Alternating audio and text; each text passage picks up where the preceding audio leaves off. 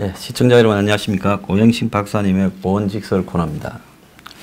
예, 고 박사님 지금 네, 한국당이 당 대표를 뽑는다고 이제 저러는데 솔직히 이제 보수 진영의 입장에서는 이제 최종적으로 3명이 됐어요. 처음에 8명까지 나왔다가 네.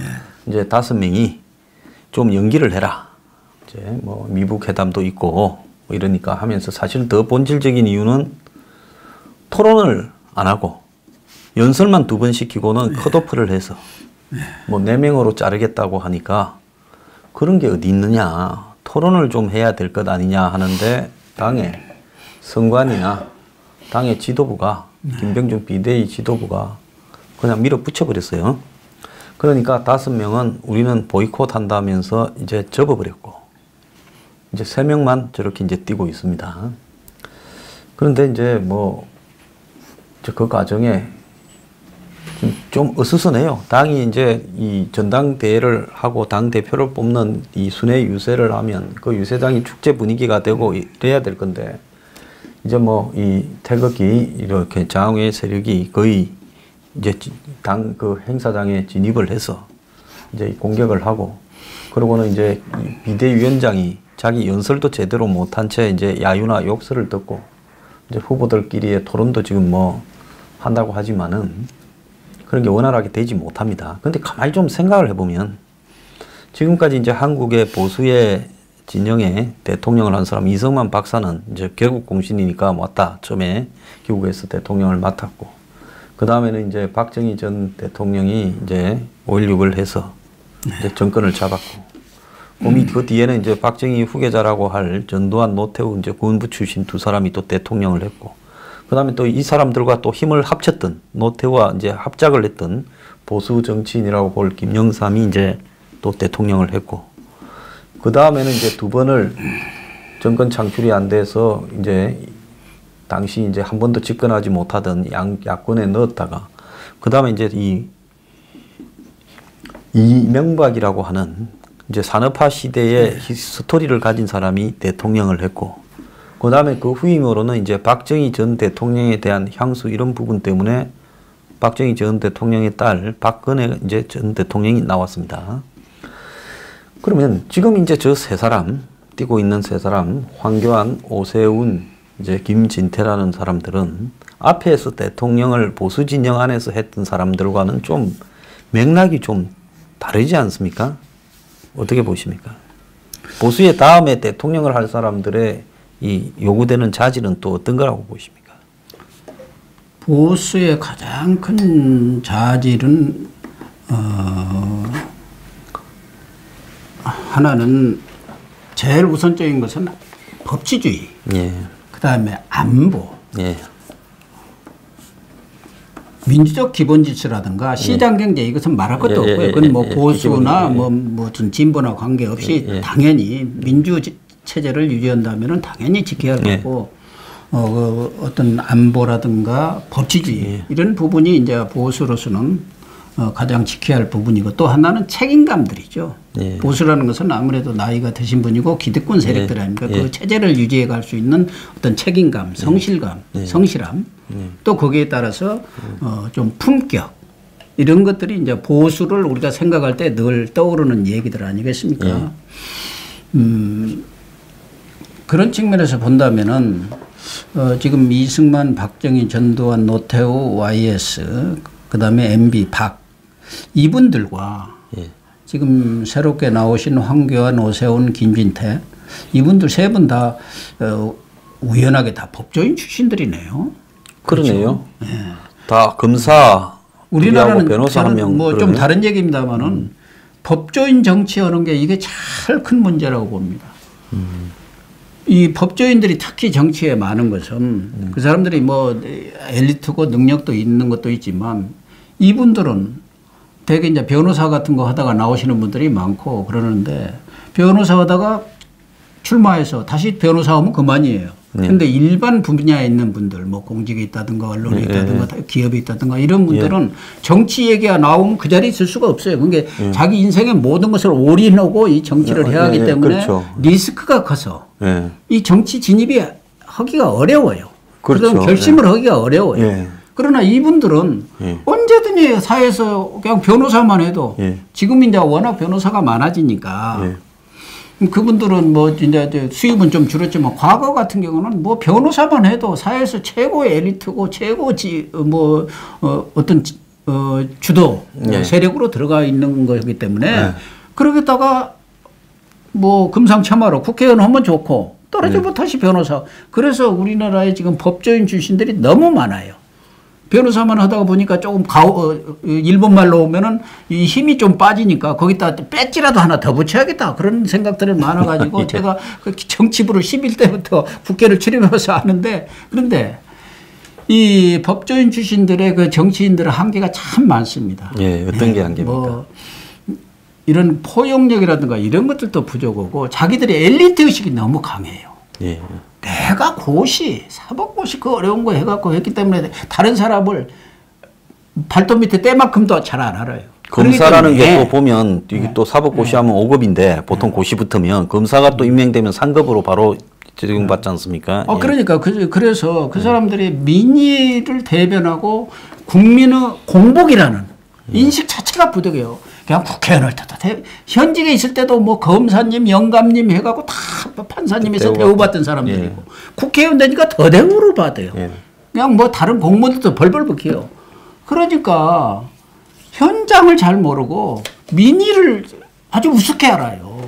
그래서 저는 이렇게 뭐 이분들도 전문성도 있고 능력도 있는 분들이니까 적정한 선에서 이런 정치권에 진입하는 것은 당연하다고 보지만 이렇게 너무 많은 것은 정치 발전을 위해서는 썩 저는 바람직하지 않다고 보는데 그건 이제 뭐 좀 딴 얘기가 됐습니다만 어쨌든 이 세 분들은 그동안 산업화 세력과는 좀 다른 우리가 지금 산업화, 민주화 그 다음에 저는 통일 어떤 세대로 가는 그런 큰 물줄기에 접어들었다고 보는데 그 통일이 어떤 통일일지 그게 이제 가장 중요하지만 산업화, 민주화, 통일화 이 3단계로 지금 거쳐가는 큰 역사의 물줄기로 가고 있다고 보는데 이분들은 산업화 세력도 아니고 그렇다고 민주화 세력도 아니에요.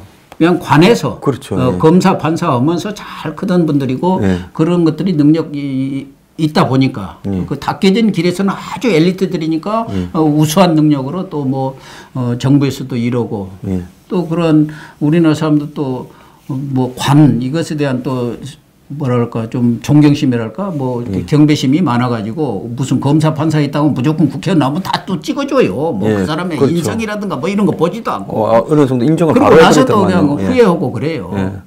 그래서 좋은 지금 캐리어들은 쌓은 것은 분명한데 이분들은 산업화 민주화 세력도 아니고 이제 제3의 세력인데 그렇다고 이분들이 무슨 통일 세력에 뭐 선봉에 섰던 분들도 아니기 때문에 어쨌든 그러나 지금은 이제 이런 IT 세대로 가면서 디지털 세대화 되면서 그러한 산업화 민주화 세대를 넘어서는 새로운 그런 인재군들이 지금 나오고 있는 거고 이분들은 그 경계선상에 있는 사람들입니다. 말하자면 지금 새로운 IT 세대도 아닙니다. 그 경계선상에 있는 분들이고 그러나 이 세 분 다 뭐 사람에 따라서 평가가 다르겠습니다만 제가 볼 때는 세 분 다 충분히 야당의 당 대표를 할 만한 역량은 있다고 봅니다. 뭐 좀 부족한 분도 있고 다 뭐 어떻게 100% 만족하겠습니까만은 지금 상황에서는 그나마 세 분 다 역량은 있는 거 아닌가. 그런데 문제는 지금 전당대회가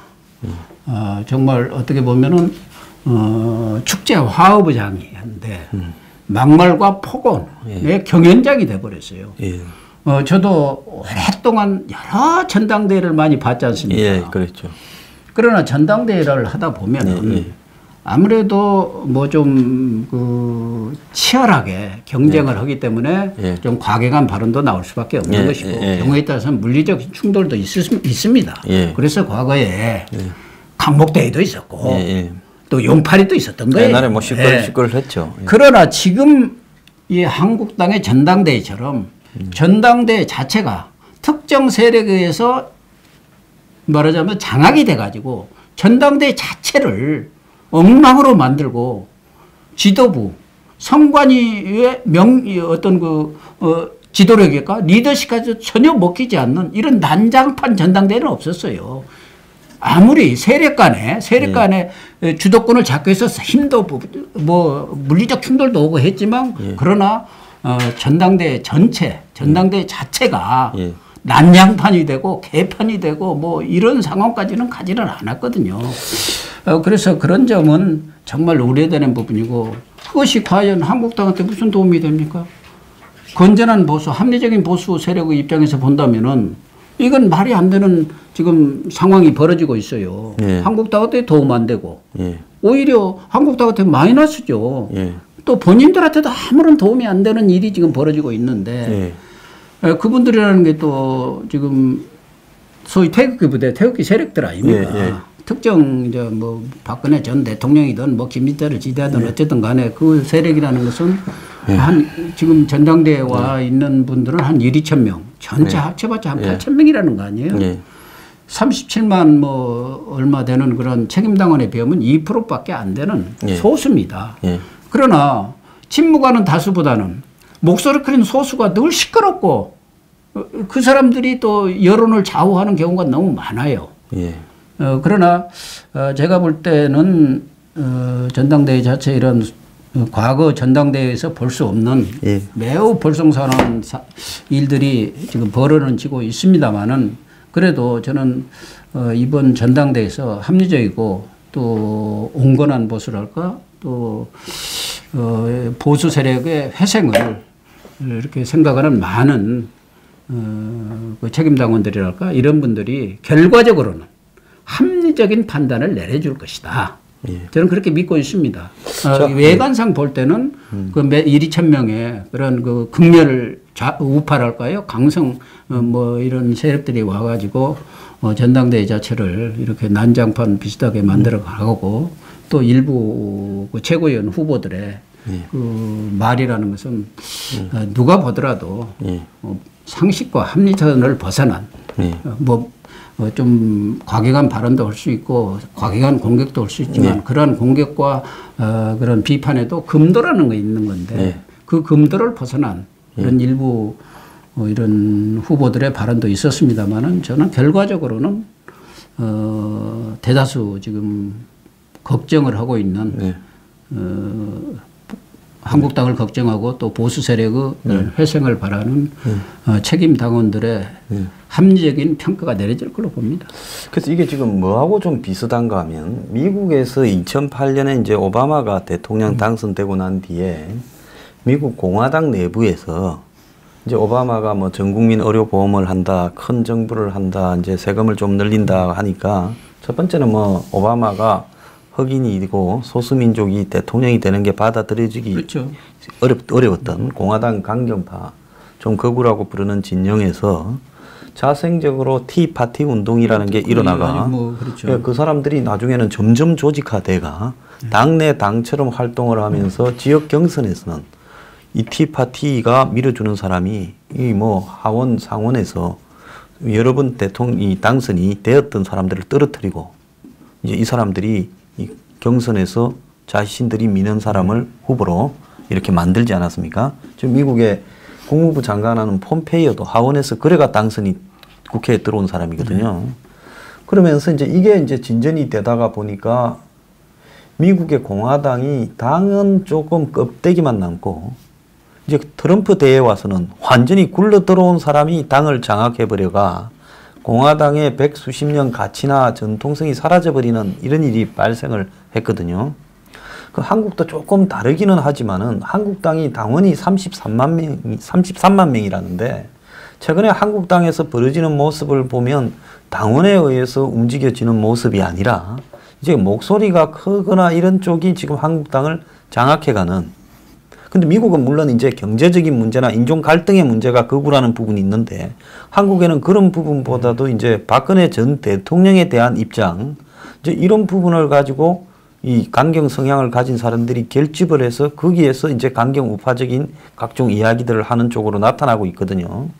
그래서 지금 사실은 보수가 변화되고 개혁되고 이렇게 가야 되는데 한국당의 제일 문제는 변화나 개혁을 이야기하던 사람들은 탄핵에 찬성을 해서 이제 전부 이 강경 진영에 의해서 배신자로 규정당하고 있고 이제 그러다 보니까 세 사람이 점점 강경한 쪽에 입장을 맞추어서 또 자기 의견들을 적당히 또 맞춰가는 부분도 또 조금씩 보여요. 그래서 이게 보수 진영의 발전에 좀 어떤 영향을 미친다고 보십니까? 밖에서 보셨을 때. 그게 제일 지금 우려되는 겁니다. 예. 아까 제가 뭐 한 2%뿐이 안 되고 예. 전반적으로 보면은 합리적인 보수 세력들이 결과적으로 좋은 결론을 내려줄 것이다 이렇게 말씀은 드렸습니다만은 보수 전체로 본다면은 지금 이 강경 보수 세력들의 목소리가 적다 하는데 이번 전당대회를 통해서 당내 일정 지분을 확보할 수밖에 없습니다. 예. 특히 뭐 당대표는 모르겠지만 최고위원들을 통해서 예. 당선시켜가지고 진입할 가능성이 커요. 예, 점점 그런 목소리들을 앞다퉈 내고 있어요. 최고위원회 나온 사람들도. 예. 그래서 이분들이 일정 지분을 확보해가지고 예. 당내에서 목소리를 계속 키워나갈 거예요. 예. 사실은 침묵하는 다수, 뭐 8, 90%가 7, 80%가 침묵을 하고 있다 하면 그건 사실은 여론으로서 반영이 잘 안 돼요. 예. 목소리 큰 소수의 그런 힘이라는 것이 제일 중요하거든요. 예. 어떤 여론을 장악해 가는 데 있어서. 그러니까 민노총이 아까도 얘기했지만 촛불 집회 몇 프로나 됩니까? 그런데 지금은 민노총의 목소리가 크고 조직력이 크고 집단으로 그 어떤 집행력을 집행력을 갖고 있기 때문에 정부에 대해서 청구서를 계속 들이밀고 그만큼 지분을 찾아가고 있지 않습니까? 우리 같은 사람 다 하고 참여했지만 누가 고마워하는 사람도 없고 촛불 들었다고 하면 그래서 어찌란 말이에요 이럴 거예요. 그런 것처럼 이 소수 세력들이 만약에 당에 들어와서 계속적으로 지금과 같은 전당대회를 완전히 난장판으로 만드는 것처럼 당에 모든 이런 행사라든가 이런 데서 지속적인 목소리를 내면서 당을 장악해 갈 경우 지금 건전한 보수가 회생되기를 바라는 보수 세력뿐만 아니라 대다수 어떤 국민들의 뜻에 반하는 이상한 형태로 이 한국당이 흘러갈 가능성이 높다는 게 저뿐만 아니라 말하자면 한국의 정치, 올바른 정치를 기대하는 사람들의 우려 아니겠습니까? 그것은 결과적으로 보면은 자기들의 어떤 정치적 목적이라든가 이익은 취할 수 있을지 모르지만 앞으로 총선 대선에서 보면은 그건 국민들 입장에서 보면 이런 세력은 완전히 태형적인 세력이 되는 거 아닙니까? 그러면 과거에 한국당하고 아무런 다른 것이 없어요. 국민들은 가만히 있지만 다 판단하고 있습니다. 그래서 내년 총선이라든가 그 이후 선거에서 이것이 준엄한 심판을 내릴 가능성이 커요. 그렇기 때문에 이번에 전당대회에서 당대표로 되신 분이 얼만큼 지도력을 가지고 이분들을 제압하면서 그렇다고 해서 이분들을 또 완전히 폐지할 수도 없는 거예요. 민주사회에서. 또 여러 가지 다양한 목소리를 녹여내서 용광로로 만들어가는 것이 정당이고 또 이 전당대회입니다. 그런데 지금 그것을 지도부도 못하고 있고 지도부가 워낙 힘이 없으니까 또 선관위도 못하고 있어요. 그런데 과연 새로운 당대표 되실 분이 누굴지는 모르지만 그분이 이러한 과격한 목소리 강성 우파의 목소리도 잘 용해시켜서 말하자면 보수 세력을 이렇게 세우느냐 아니면 그 사람들이 끌려가느냐에 따라서 한국당의 운명은 완전히 판가름이 날 거라고 보고 한국당 운명의 그 결과에 따라서 한국 민주주의도 또 민주정치도 전도가 뭐 어떻게 결정이 나겠죠. 그다음에 가장 우선. 제가 좀 우려스러운 부분은요. 미국에서 티파티나 또 트럼프를 지지한 백인 저소득 이 교육 수준이 낮은 이 노동자들 같은 경우에는 경제적이라는 이유가 기반이 되어 있거든요. 그렇기 때문에 그 사람들이 이 외부에서 들어온 히스패닉이나 흑인 아시안 등에 의해서 또 중국이나 해외로 나가버린 공장 이탈에 의해서 자신들이 미국에 이렇게 산업화의 주역이었는데 어느 날 보니까 껍데기만 남았다. 그래서 미국의 주인들이 소외받고 있다. 이런 부분들이 아주 강하게 결집을 하면서 트럼프가 굴러온 돌이라도 티파티를 넘어서서 티파티는 좀 이념적이라면 이제 트럼프를 지지한 계층은 티파티하고는 또 다르게 어떻게 보면 경제적인 이유가 굉장히 결합된 부분이라고 보거든요. 그래서 이런 것은 미국 사회에 지금 여러 가지 이 저성장에다가 고실업 이런 부분과 맞물려서 경제적인 이유로 있기 때문에 대중성이 확장되어서 트럼프가 직접 투표로는 300만 표를 졌지만은 이 큰 데서는 지고 꼭 이겨야 될 때는 이 5대5 주변으로 이기면서 300만 표가 졌지만은 이 선거 대의원에서 더 이겨서 이렇게 대통령이 됐지 않습니까?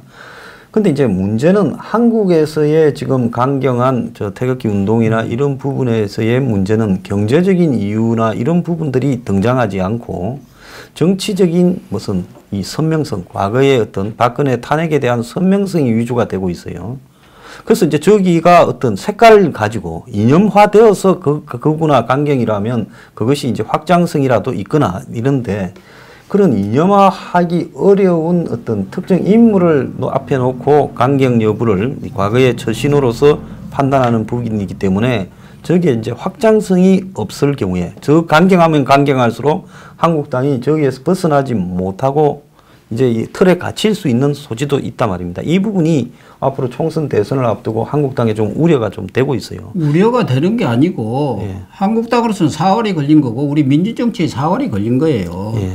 미국 경우 티파티 세력이라든가 이거 구구 네. 강경 보수 세력들이 오바마 대통령 당선 이후 상당한 세를 형성을 했지만 트럼프는 방금 말씀하신 대로 대중성과 그 확장성을 확보한 것은 전반적인 그 백인이라든가 백인 그 실업자들 또 흑인 노동자들 또 히스패닉 계통의 그런 사람들 대한 그런 사람들이 이제 전반적으로 이렇게 지지를 함으로 인해서 말하자면은 대권까지도 대통령이 된 거 아닙니까? 그런데 우리의 경우는 미국과 전혀 다른 겁니다. 물론 뭐 문재인 정부에 대한 실망한 사람들이 또 이런 강경 보수 세력에 대해서 상당히 뭐 박수를 치고 지지를 할 수도 있을지 모르지만 우리 국민들은 미국과는 달리 상당히 현명합니다.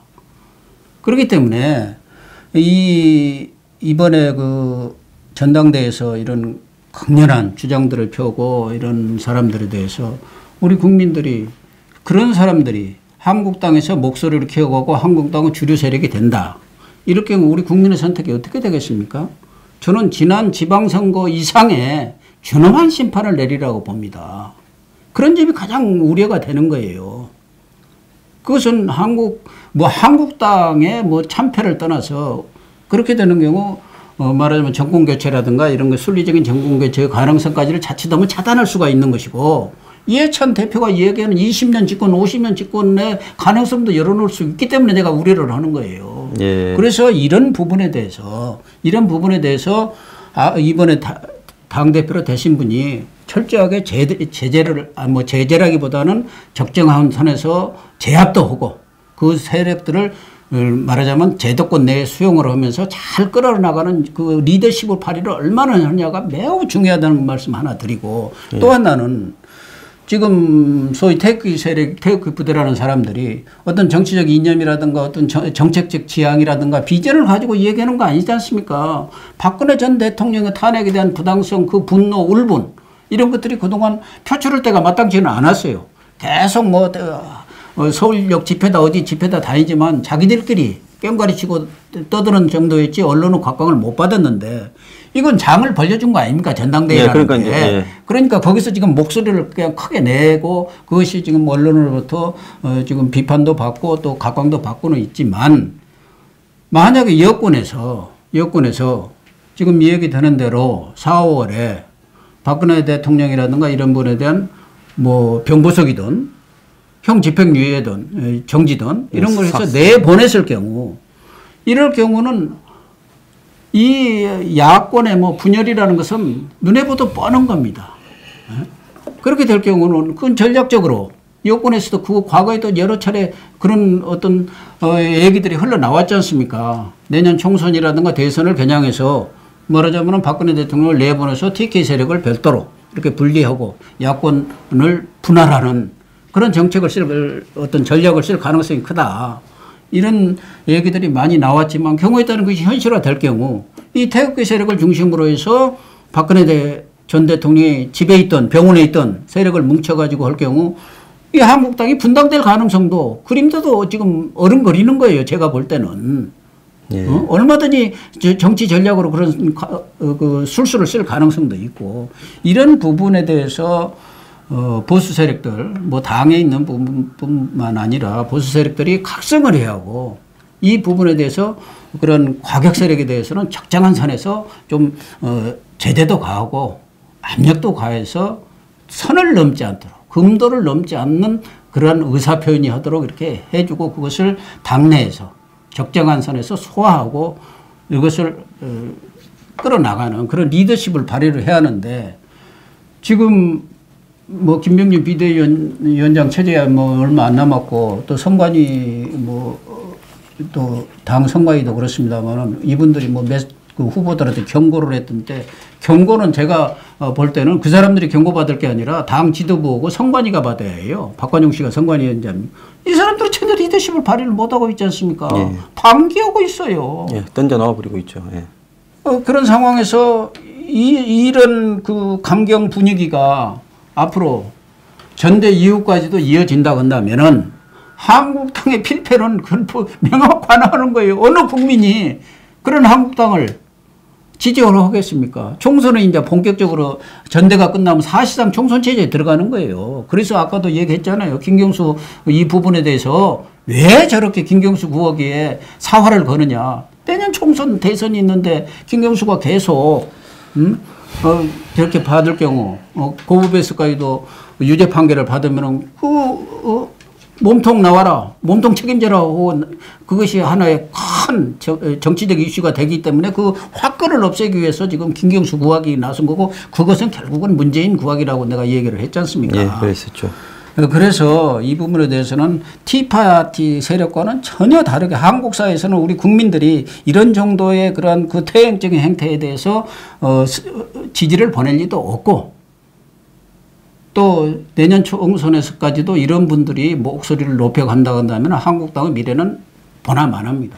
예. 과거에도 민노당 뭡니까?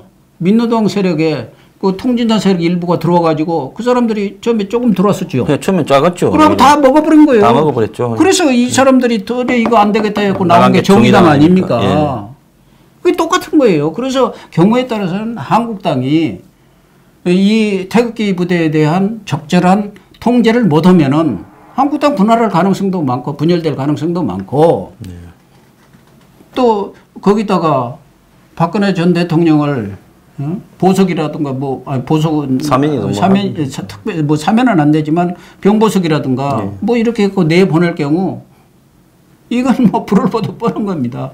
그래서 제가 여러 가지로 우려를 하는 것이고 그러나 적어도 뭐 김무성 전 대표라든가 이완구 전 총리도 뭐 목소리를 높이셨던데 적어도 한국당에 지금 책임당원만 해도 37만 8만 되는데 2% 되는 이런 태극기 부대를 그래도 합리적인 그런 보수 세력들이 적절히 통제해 가지 않겠느냐는 그냥 기대를 제가 하고 있는 거예요. 자, 그래서 이번에 이런 일을 만드는 원인 중에 저는 저 비대위원장, 그 다음에 원내대표, 선관위원장들이 굉장히 잘못했다고 보는데요. 이 세 사람 말고도 출마를 하려고 하는 5사람이 있었습니다. 그 사람들은 다 선수도 높고 당의 중진이에요. 그렇다면 충분히 이 경선 룰에 대해서 민주적으로 이렇게 해서 당에서 다양한 목소리와 색깔을 가진 사람들이 이 민주적으로 서로 간에 정말로 할 말 다 하고 이 토론할 것 다 하고 해서 전체적인 흐름을 만들어 가야 되는데 처음에는 특정인을 그냥 당선시키기 위한 듯 하면서 5명이 보이콧해서 나가버렸고 그러다 보니까 당에서 목소리를 내고 역할이 있는 사람들이 다 지금 입을 닫아버린 상황에서 이제는 이제 이 당 밖에 있는 이 강경 세력들이 들어와서 전당대회판을 장악해 가고 있어요. 근데 이제 제가 이 선거가 있기 때문에 특정인에 대한 어떤 지지 오해를 안 받으려고 말을 조심하지만 저도 선거가 딱 끝나고 나면 이야기를 세게 하려고 하는데 문제는 뭔가 하면 지금 이제 우리 이 한국당이 박근혜 전 대통령에 대한 탄핵을 겪고 나서 한국 정치를 바라보면서 해야 될 일은 왜 20, 30, 40대가 한국당에 저렇게 배척됐느냐. 그 모든 사람들이 다 선동에 의해서 놀아나서 문재인 정권 선동 때문에 한국당에 대해서 부정적이냐. 자, 그게 아니라 한국당이 지금 변화하는 시대에서 그 청년 세대들에 대한 고민이나 이런 부분들을 수용해서 개혁적으로 변화시켜 갈 수 있는 지금 역량이 되지 못하고 한마디로 한국 사회의 상류 기득권층의 정당화되어 가고 있는 게 아니냐 이런 비판이 많아요. 근데 뭐 솔직히 한국에서 가장 서민적이면서 보수라는 사람, 시장에서 장사하시는 이런 분들의 입장에서 한국당 지지자들이 굉장히 많은데 당은 이 상류층 중심으로 기득권으로 이렇게 가고 있는 부분이 지금 국민 일반의 서민 정서와 괴리돼 가고 있다라는 비판이 많거든요. 민주당도 문재인 세력도 그렇지만은 근데 이 사람은 거짓말이라도 그럴싸하게 하고 쇼라도 제대로 해요. 근데 쇼도 제대로 못하는 사람이 너무 확연하게 그런 것들을 드러내다 보니까 지금 당이 오히려 이런 경선을 통해서 개혁 보수의 색채나 색깔 이런 부분을 놓고도 경쟁이 돼야 되고 또 문정권에 대한 선명한 투쟁을 놓고도 경쟁이 돼야 되고 또 과거에 대한 반성을 놓고도 경쟁이 돼야 되는데 이제는 과거에 반성한 사람이 반성해라는 논쟁으로 가버리고 있어요.